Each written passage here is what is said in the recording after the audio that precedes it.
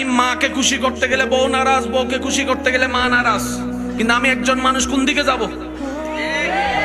ইসলাম বলে তুমি তোমার মার কি? সন্তান। তুমি তোমার বউয়ের কি? স্বামী। শব্দগুলা খেয়াল করবেন।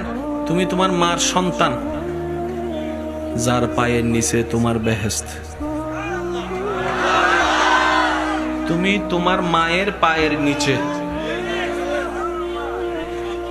তুমি তোমার বউয়ের কি? স্বামী। স্বামী মানে অভিভাবক। অভিভাবক কি নিচে না উপরে?